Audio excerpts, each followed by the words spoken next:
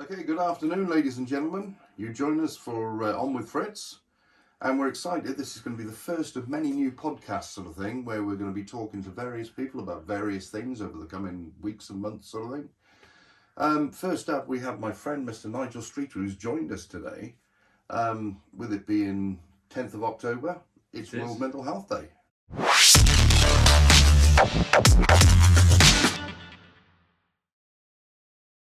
So, Nigel, first of all, could you tell me a bit about yourself? About me. Yeah. First of all, I'm hopefully one of your best friends and a filmic collaborator, and we've been working we've been working together for about the last 10 years now, I suppose. Yeah. On Don't various get that projects. from do you? And we normally make a different variety of films under the name of Fritz Streets Films. We do. See, Fritz Streets Films. There you are. And there's a variety of stuff. We do Taffman, the first Welsh Avenger, who is this sort of illogical, crazy Welsh superhero, right through to doing information films about mental health and well-being, or positive well-being. We do poetry videos, music videos, and various documentary style and awareness raising videos, poetry videos, horror videos. We've done drama, The Mask. Not The Mark, rather. The Mark, not The Mask. The Mark, yeah. We have done a Mask video, though, didn't we? The unboxing of the Hellraiser stuff and the devil and everything. So you can see the stuff that we do is very varied, and there's never been a sort of a particular shape to it. I don't think there's ever been that intention for us to do a particular thing. And this came very quickly. This came together because we were almost brought together by accident on one cold, I think, November night or something in Barry. Yeah. And I answered an advert for, what was it? It was like a small part, student thing, what a small part. Yeah, something in Manhattan, was it? Or... Yeah, Moon over Manhattan or something. It was part of a film anyway. Sure. Shout out to Tin Head. yeah, Tin Head as well, yeah. And that's how we actually met. And then Fritz told me that he actually uses iPads and iPhones to make films. Yeah. So that's how this all started. And from there, Fritz Streets Films was born. And then it's sort of, like I say, this variety of stuff from this mad sort of crazy superhero stuff right through to some quite serious information film stuff. And the relevance of today is the fact it's the 10th of October 2024, which is World Mental Health Awareness Day. Is it? That's the official title. Oh, is it awareness as well now? It used to just be World Mental Health Day, I suppose. I don't know. Yeah, no, but I think it is. I think they have actually added the awareness to it as well, which is not a bad thing. Apparently, it's also World Homeless Day. Today? Yeah, but that's another matter. They decided to combine the two because apparently there's interactions between them because a lot of homeless people have mental health issues, all that sort of thing. Well, it sort of makes sense, yeah. But as an aside, I mean, one of the things is one of the reasons that we got together is myself, I suffer with schizophrenia and depression, a few other mental health issues. Nigel, you have your bouts being an ex-policeman with PTSD and all that sort of thing. So we do come together in the form of like a creative therapy that sort of helps us with our various mental health issues. You know, in terms of music, filmmaking, writing, all that sort of thing, it all helps and it gets it out of us. And it gives you something to strive for, something to be proud of, sort of thing. And it takes you, distracts you, you know, and well, just increases your mental health well-being, doesn't it? I think so, because it's like everything that I do and we do. When I specify, because we don't necessarily always do stuff together. No. Fritz does stuff on his own and I do stuff on my own as well. But the stuff that we do together, we've always strived for this idea of it being, let's get the words right now, simple, practical and effective. Yeah, see, got it right. Simple, practical and effective. And the reason we throw simple in is because of the fact there's an awful lot of people out there who seem to think that there's value in complication. Now, we don't believe there is value in complication, because if you make something complicated, then you make it less accessible to people, right? And the whole purpose isn't for us to talk to ourselves, it's for us to use our life experiences to talk to other people, to try and put them on a different road, or if they're on that road to what we call the road to chaos, trying to make that journey as harmless as possible. Because we're not doctors, we're not therapists. Yeah, and we don't get paid for what we do either. No, we're not here to sort of heal people. We're purely here from the point of view of trying to help people from our own experience.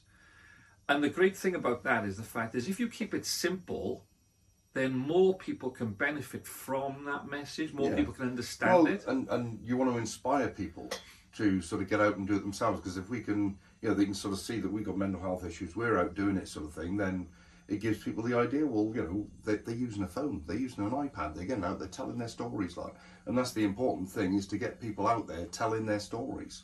Yeah, indeed. Because everybody's got a story to tell. I mean, they do say, don't they, that everybody's got at least one book in them, I think so. I mean, it's getting away from this idea of difficulty. It's about, that we've actually got a little piece of film which we use in a number of films, which is of Fritz in a portrait gallery. You find this difficult unless you actually see it, right? Maybe maybe we could actually put it in here. We can chuck it in there, whatever. It's actually we'll show it to you now if we can. But this is Fritz actually talking about every great journey starts with the smallest of steps, and that's absolutely true. And one of those smallest of steps, as far as we're concerned, was we work on something called "It's Okay to Say," don't we? Yeah. And a big message, but it's something which is very straightforward. Again, very simple, but very effective, is this idea that only ever, if and when you are ready, you take that first step. Yeah. And you either, to yourself, you say, I understand I have these issues, I understand what's going on, or to somebody else. You can shout it from a rooftop if you want to, but to know that it's okay to say. Yeah, and that is that first small step on that longer journey. And that's one of the main messages that we put out there. And one of the other, is it Adams or Oddums or whatever they call them, adonyms? I forget what they're called now. What's it? Yeah, one of the other ones we go with, adages. That was what I was talking about, adages. Yeah, I what did you call them? Adonyms. Oddums and Adams. And, okay. Yeah.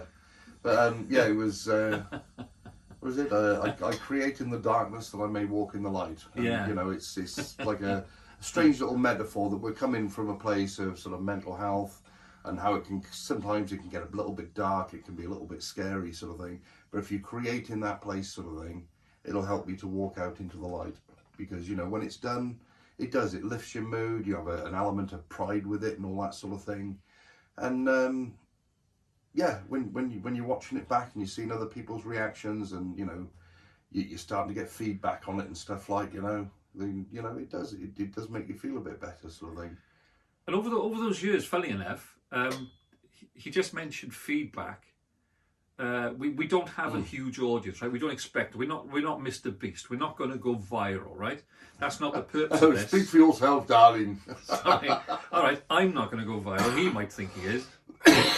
No, I know where I am. I'm just but we got a relatively small audience, but that doesn't really matter, because if we can make a difference in a positive way to maybe a number of people, like a few people, right? Then it's one of those things that is a small thing that has a big effect, or potentially has a big effect. I mean, if you can inspire one person, that's the job done, isn't it? Well, yeah, hopefully, yeah. I mean, two if would be you can nice. Inspire 10, even better, but two would be good.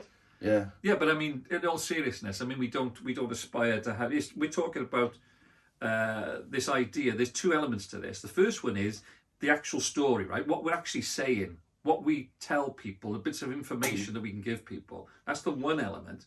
But the second element is this thing about we could have access to more sophisticated kit. We could have access to more sophisticated sound, cameras, etc., etc. But from the beginning, the idea was that we were going to use things that most people can have access to, like iPads, like iPhones, sort of relatively straightforward recording material, so that we can actually say to people, let's knock those barriers down. Let's let you get out there, because we're not making Hollywood films. No, we just want to tell a story. That's the main basis of it, isn't it? Or we want to deliver our message thing. Like today's podcast, it's mainly, we're here to talk about World Mental Health Day.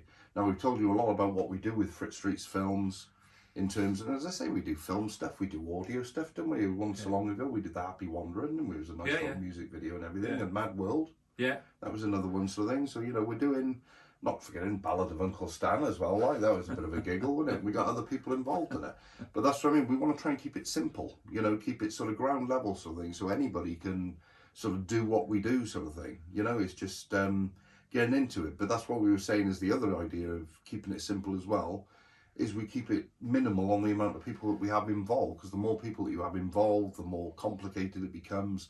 The more you have to start pinning people down to make sure you can get all these people in one place at the same time, sort of thing. I mean, what was it like with Heart of the Moon when we did that? Like, Yeah. I think we had 7 people involved in that sort of thing, and yeah, it was finding a day where you could get all 7 of those people in the same place at the same time. Like, what do they say about pushing water uphill or herding cats? Yeah, herding cats. Yeah, I always like that saying myself, sort of thing. But like I say, we are here to talk about World Mental Health Day. So, Nigel, would you like to tell us a bit about what World Mental Health Day or World Mental Health Awareness Day means to you? Yeah, before I actually say what it means to me, it means something quite specifically to me. But what I'd like to say is, well, let's ask a question, right? A metaphorical question. But why do we have World Mental Health Awareness Day, week, month, year? So it sounds like, what's the word? I'll be there for you. Oh, the Friends theme tune. Yeah, right. Day, week, month, year, whatever, you know. Because people don't have mental health issues, either be it depressive illness or psychotic illness or any of those particular things on a particular day. Now, I understand fully why there is a day, why there is a week, because it concentrates people's minds around that. You might have a different opinion on this, I don't know. But it concentrates people's minds on that particular issue. But I get this suspicion that people do No Tobacco Day and they do Don't Climb Trees Day and they don't do this and all. We got so many of those things now, right? Yeah, a lot of them. You know, like you have Pride Month, right? People aren't just gay for a month. Yeah. You know, and yeah, my take you on have it, Pride Month, but then you'll have Veterans Day.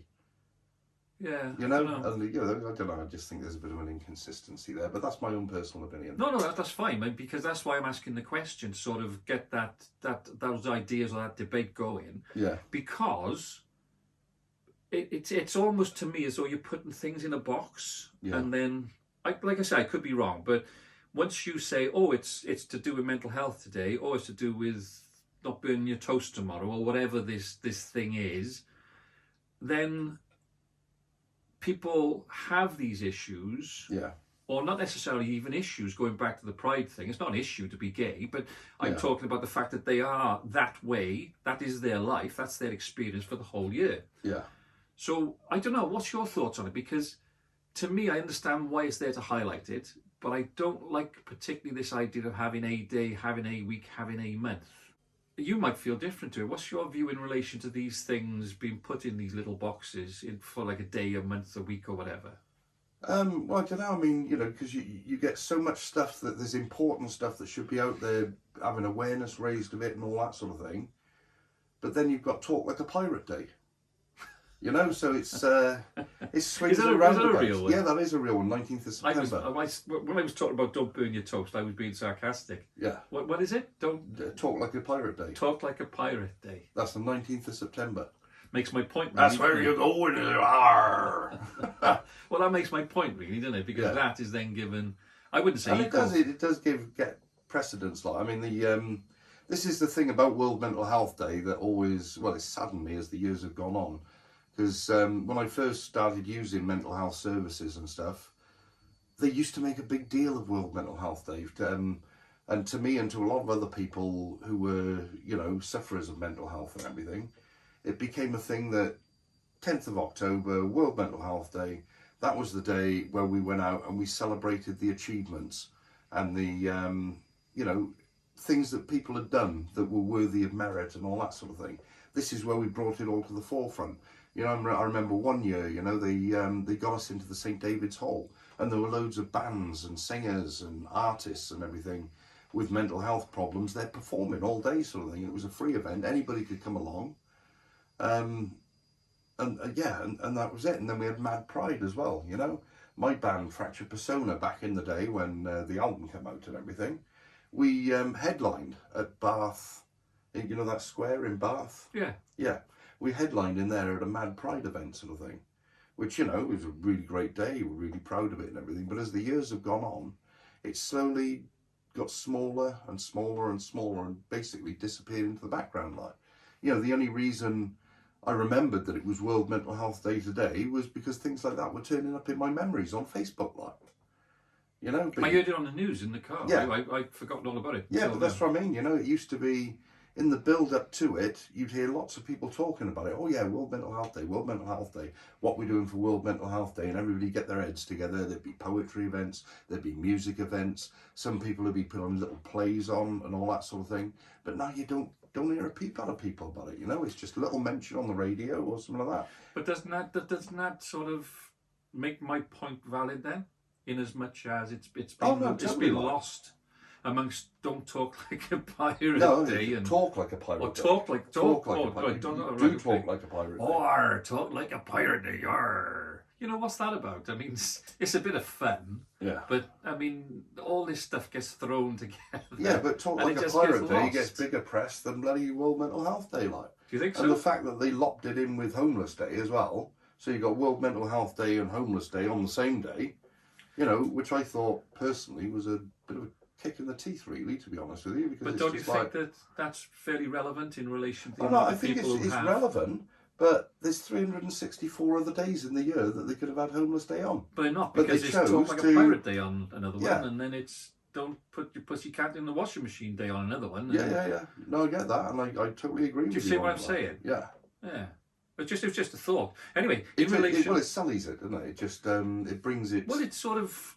It brings... Minimises it. Not just this, mind, because all the other issues, apart from the ones who have like a whole month, if you have a so-and-so day and a so-and-so day, some of those things to other people are equally important. Yeah. They really, really are in their lives, or to people that they know, or their loved ones or whatever, right? Yeah. But those things then also get minimised. Yeah. Because they become just another day, you know? Yeah. I can't think of any other daft names for days, you know. We had the Pussycat and the Toast Day and all that, you know. Yeah. But that was the point I want to make. But anyway, let's move on to what I actually think about Mental Health Awareness Day. Yeah. What does it mean to you? Like, that's the... Well, bearing in mind what I've just said, I think that the way that I look at these issues is the fact that we have to take a very realistic, a very practical, pragmatic view in relation to people's mental well-being, right? I'm not talking about illness. No. I don't like to talk about illness because a lot of these people aren't ill. They talk about neurodiversity, right? Yeah. But that's not an illness. It's just a way of being. There are things like autism and stuff like that, which are actual conditions. Well, yeah, and that's like a spectrum as well, because it starts at the high end, which is high functioning Asperger's and that sort of thing, to extreme autism where, you know, speech is an issue, and even interacting with people or doing anything with anyone like is an issue. It is, but so, I mean, that's sensory issues. But what I'm trying to say is the fact is that a lot of these things aren't illnesses. People aren't mentally ill. They have a different perception in relation to the way the world works, how people present themselves to them, they present themselves to people, right? Indeed. And a lot of the stuff that I've been doing away from Fritz Street's films, as you know at the moment, is about communication and connection. And I think in relation to World Mental Health Awareness Day, those two things to me are hugely important, because a lot of people, we talked about It's Okay to Say just now, right? Yeah. About this idea that when people feel it's the right time for them to be supported and, if you like, enthused to actually say, this is who I am. Yeah. This is how I see the world. This is how my brain works, how I function, right? Yeah. That's hugely important. But in relation to the wider concept, in relation to communication and connection, then I'm talking about those people being lonely. I'm talking about those people being isolated. I'm talking about, as you're aware, when you go through depressive illness, you have this thing called dissociation, almost like you're like a second behind yourself, watching yourself live your life, right? Indeed. And as you become, sorry about the chair, I'm trying to stay as still as possible. When it starts coming back together, you physically feel as though these two halves are being brought back to one, and they just sort of dock together. Indeed. And you're back to normal, whatever normal is. Yeah. Because everybody has a perception of normal, isn't it? Your perception of normal, because everybody has their own normality. We don't have the same one, and we won't have the same one as you. So the thing to me is it gives an opportunity for people to have a specific day or a specific week in the year, with all the caveats that I said earlier on, about putting things in boxes, to actually know that it's okay to communicate with other people. Indeed. And a lot of depressive illness is caused by that isolation and loneliness, I suppose. Yeah. And that's the area where I think that organisations could or should be concentrating their effort on. Again, go back to that magic word for me and for you, which is simple. The simple way that you go about doing that is by not necessarily just on this one day, but that being the focus of this particular issue, saying to people, first of all, one, it's okay to say, and secondly, emphasising to them about communication and connection. Yeah. Because what happened during COVID a couple of years ago, we all got separated. Yeah. We weren't allowed to talk to each other. We weren't allowed to sort of be in the same room together. Yeah. And then what don't you have then? Yeah, you've got Zoom and you can talk to someone in Australasia. That's fine. That's wonderful. That's marvellous. Well, you lose connection, don't you? But you don't have that human interaction. No. And I think for me, it's what's the word I'm trying to think of? It's like a little door towards this idea of more communication and connection. Does that make sense? Yeah. Because I think that in itself is a really big part of not solving the problem. You're never going to solve the problem because it's what we're like on occasions as human beings. But it's a big step, like you say in the video, right? The small step on a longer journey. Yeah.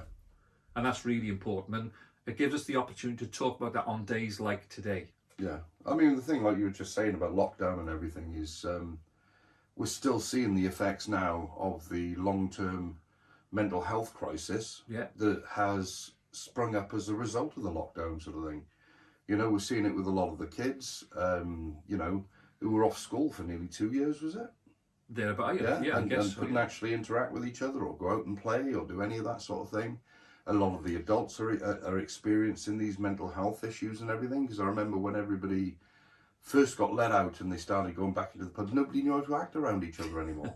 and they were, didn't they? There were fights breaking out and all sorts, because people just weren't used to interacting with other people and that. Social interaction is not something which I don't think it's given to us. I don't think we're born with it, because it's something that we learn. We learn, as we go along, right? And how do we interact with other people? How do we allow other people to be their way, with us being our way? And it's about it's almost like, just off the top of my head now, I'm just thinking it's about compromise. It's about the art of being able to say, well, I disagree with you, but you've got the right to that opinion. That's fine.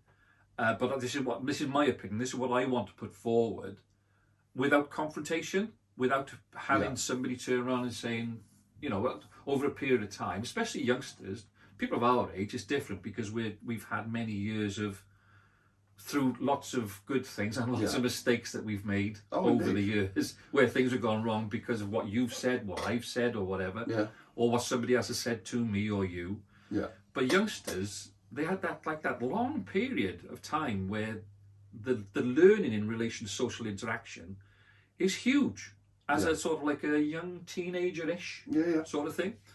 And that 2 years took that 2 years of learning away from them. And I'm hopeful that can be undone, put back in place, if you like. Yeah. Because I mean, a lot of them now seem to have this, it's like they can't interact with people directly because they can't deal with somebody having a difference of opinion to them. If somebody has a different opinion of them, instead of just agreeing to disagree, they're the enemy now. They take that sort of stance, sort of thing, or they don't agree with me, so therefore they're the enemy, like. But don't you think that can cause stress and tension in itself? itself? Yeah, completely, like, and the fact that some of these kids get so triggered, by something that's said that they don't agree with. Yeah, but don't and how precious have you got to be to go through life, expecting everybody to be on the same page as you, sort of thing, because people by nature are different. Everybody's going to have a different opinion, and this is one of the things that I think has sprung up since lockdown sort of thing, that they haven't had anybody. It's been like echo chambers and stuff with all the online Zoom stuff, stuff online and everything like. It's strange because all these things are connected. You know, you talk about the fact that there's stress and tension in our lives, first of all, right? Because we have to have some stress in our lives. Otherwise, we never go to bed, let go and get out of bed. Yeah. Because that's what motivates us, right? You can't have a stressless life. Otherwise, you'd never function. You couldn't do anything. And the thing is, if you are stressed about anything, you know, part of it is looking for the solutions to those stresses, isn't it? You know, the things that you're worried about, you're looking for solutions to the problems. Yeah, how you learn, how you put things in place, like you were just saying about this skill, this ability to agree to disagree. Or debate. Even debate, you know, make your point, see if you can change someone else's mind. Then make their point to you, see if they can change your mind, sort of thing. You know, and if you don't change your minds, then you shake hands at the end of it, and nice chatting with you, and off you go, like. Yeah. I think there's lots of elements over the last couple of years which have contributed towards hugely to that, like, to sort of issues. And as I was just saying, it all goes around in circles. It's all interconnected by the fact that the way that somebody behaves towards you, the way that you behave, try again, you behave towards them. Yeah. Is this skill? It is this ability that is quite a delicate thing. It is, you know. And if you take away the opportunity or the incentive to learn about those things, communication. Like. And we talk about community, right? And we won't go into this is like a whole different podcast about community. Yeah. But we talk about community, and community is a number of people. Yeah. Who either have or don't have something in common. Indeed. But there's no such thing as, in my opinion, a community. Yeah. There are people who come together as a group because they have interests, but then or the same sort of background, maybe the same. I don't know where they're from or what they do or how they languages they speak, maybe, or whatever. I don't know. But those things are things which bind them together. Yeah. And those things are the things that they excites them and they enjoy and stuff like that, you know? Yeah.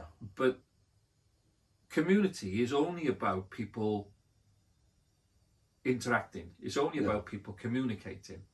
And by nature, people are going to disagree with people. Yeah, I think so. People are going to have different opinions to people. But don't you think that's a great thing that we're all individuals? That's natural diversity. Yeah, I think so. Yeah, I mean each person is their own universe, right? Yeah. I came back on an airplane from Marrakesh. Last 4 days ago was it? Something like that. I was looking down at the lights of this city, and there's 1 million people in Marrakesh. Over 1 million people. It's huge. Compare that to maybe Cardiff. Compare that to Barry as a town or whatever, right? Yeah. And I was looking out the window, and you could see these lights going for miles and miles into the distance. And I was just thinking one of two things, which was one, I am so insignificant in the world. I don't, to all intents and purposes, in comparison with that city, with all those people together, my existence is of no great importance. It means nothing. Nothing at all. Yeah, you're the light in the sky in the plane. Yeah. I'm just somebody another light. Yeah, but somebody might look up and say, "I wonder where they're going." Probably won't, right? Yeah. But at the same time, I thought, isn't it amazing sometimes how two things go directly opposing each other? Yeah. Because in my world, in your world, you are your universe. Yeah. Right? You, if you weren't here, your universe, the way that you think, the way that you see things, the way that you react to things, things you enjoy, the things you hate, the people you like, the people you don't like, would never exist. Yeah. And I was just thinking, what a strange thing this is. And this goes back to thinking about how your well-being. It goes back to thinking about how you function, right? How you function well. Yeah. You've got this situation where my importance is almost zero. Yeah. In the big picture. And you've got this thing where my importance, your importance, everybody else's importance. This goes back to the point we're making about how wonderful it is people are different. Yeah. Indeed. In your universe, you are everything. Yeah. I mean, again, that's one for another podcast. You are the Alpha probably. and the Omega. That's probably another one for another podcast because that's like a big subject, you know. But it just occurred to me the other day, how can you have two things which are so diametrically opposed? Yeah. But both of them are true. Yeah. How does that work? Yeah. There we are. Oh, sorry, shouldn't clap. Sorry about that, folks. Is there anybody Yeah. watching with headphones on there? Ah! Don't do that, Nigel. Yeah. Don't do that. So yeah, that's my thoughts on World Mental Health Awareness Day, and I was just going to ask you the same question before we finish. It's a time for people with mental health issues to sort of shine and step forward and be counted like.